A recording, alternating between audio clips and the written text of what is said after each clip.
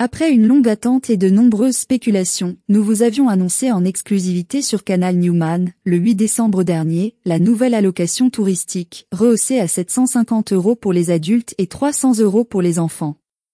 Aujourd'hui, 2 mois plus tard, l'incertitude demeure quant à sa date d'entrée en vigueur, aux bénéficiaires éligibles et aux modalités d'obtention.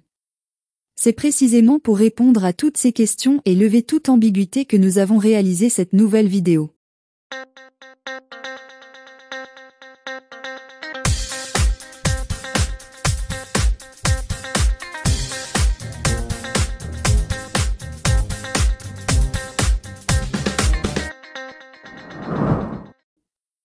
Bonjour et bienvenue sur Canal Newman. Aujourd'hui, nous ne parlerons pas de la dévéloterie, mais d'un sujet qui intéresse grandement les voyageurs algériens. La mise en place effective de la nouvelle allocation touristique. Vous le savez probablement, ce montant a été augmenté, passant de 100 à 750 € pour les adultes et de 45 à 300 € pour les enfants. Toutefois, bien que cette annonce ait été accueillie avec enthousiasme, beaucoup ont déploré le retard de son application, initialement attendue pour janvier. Heureusement, les choses avancent enfin. La Banque d'Algérie a commencé à ouvrir des bureaux de change au sein des aéroports et des ports, notamment à Alger, confirmant ainsi un déploiement imminent de cette allocation au taux de change officiel. Les bureaux seront implantés dans les zones réservées aux passagers en salle d'embarquement. L'un au terminal ouest, destiné aux voyageurs internationaux.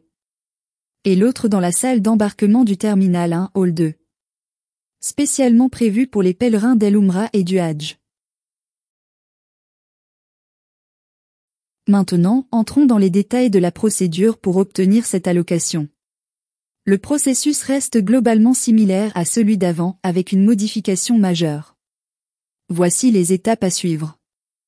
Avant de vous rendre à la Banque d'Algérie, vous devez vous assurer d'avoir en votre possession votre passeport en cours de validité, votre visa pour le pays de destination, votre billet d'avion ou de bateau confirmé, une assurance voyage couvrant toute la durée de votre séjour, et l'équivalent en dinars du montant de l'allocation. Environ 110 000 dinars pour un adulte et 45 000 dinars pour un enfant. Ces montants sont uniquement à titre indicatif car ils peuvent légèrement varier en fonction du taux de change officiel en vigueur. Une fois tous ces documents réunis, vous devez vous rendre à la succursale de la Banque d'Algérie la plus proche de votre domicile pour déposer l'équivalent en dinars de l'allocation touristique. Contrairement à l'ancienne procédure où l'argent était directement remis à la banque, cette fois-ci, vous recevrez uniquement un reçu attestant du dépôt de la somme. C'est grâce à cette attestation que vous pourriez récupérer votre allocation en devises dans le bureau de change de l'aéroport ou du port. Mais attention! Il ne suffit pas de présenter uniquement le reçu de la banque. Vous devez impérativement montrer votre carte d'embarquement. Cela signifie que vous devez d'abord enregistrer vos bagages et obtenir votre carte d'embarquement avant de pouvoir récupérer votre allocation. Cette nouvelle organisation peut sembler plus contraignante, et bien qu'aucune explication officielle n'ait été donnée, nous avons analysé chez Canal Newman les raisons possibles de ce changement. Tout d'abord, depuis l'annonce de l'augmentation de l'allocation, de nombreuses personnes ont imaginé des moyens d'en profiter sans réellement voyager, par exemple en quittant brièvement le territoire, notamment par la frontière tunisienne puis à revendre ces devises sur le marché parallèle. Cependant, cette allocation comme son nom l'indique est destinée au tourisme et non à alimenter le marché parallèle. C'est pourquoi la récupération de l'argent ne se fait qu'au moment de l'embarquement. Ensuite, une autre question légitime se pose. Pourquoi ne pas simplifier la procédure en permettant aux voyageurs de tout régler directement à la Banque d'Algérie ou à l'aéroport? Là encore, il n'y a pas d'explication officielle. Notre analyse chez Canal Newman révèle que cette organisation a été pensée pour optimiser le processus et éviter les désagréments habituels. En effet, en déplaçant une grande partie des démarches en amont auprès de la Banque d'Algérie, les autorités visent à réduire les files d'attente interminables au bureau de change de l'aéroport. Ainsi, la dernière étape, celle de la récupération des devises, devient une simple formalité rapide et fluide, permettant aux voyageurs de se concentrer sur leur départ sans stress inutile. Voilà, vous savez désormais tout sur la nouvelle allocation touristique et son mode d'obtention. Il ne reste plus qu'à attendre l'annonce officielle de sa mise en application, qui devrait intervenir très prochainement. Cependant, un défi majeur pourrait encore retarder son déploiement complet, la question des voyageurs par route vers la Tunisie. D'un côté, l'État ne souhaite pas pénaliser cette catégorie de voyageurs, qui représente une part non négligeable des déplacements. Mais de l'autre, il doit faire face à un problème de taille, le risque que cette allocation alimente le marché noir, un phénomène contre lequel les autorités algériennes luttent activement.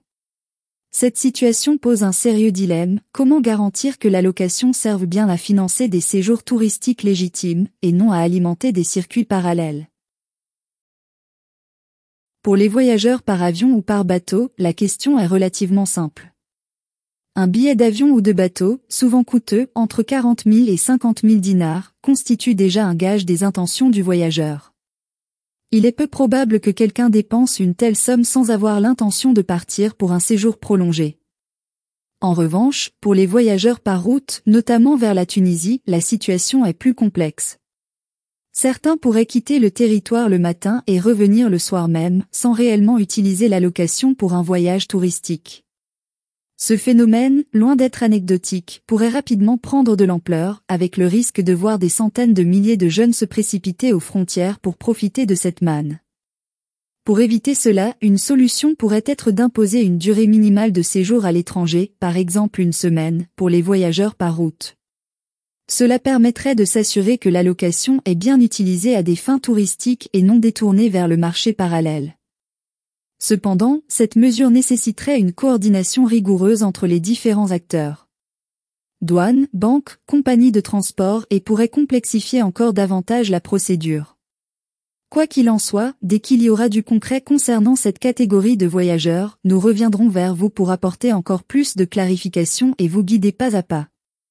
L'objectif de Canal Newman est de vous tenir informé de manière précise et transparente, afin que vous puissiez bénéficier de cette allocation dans les meilleures conditions possibles. D'ailleurs, nous tenons à vous informer que nous sommes en train de développer le site internet canalnewman.com, conçu spécialement pour vous accompagner dans toutes vos démarches.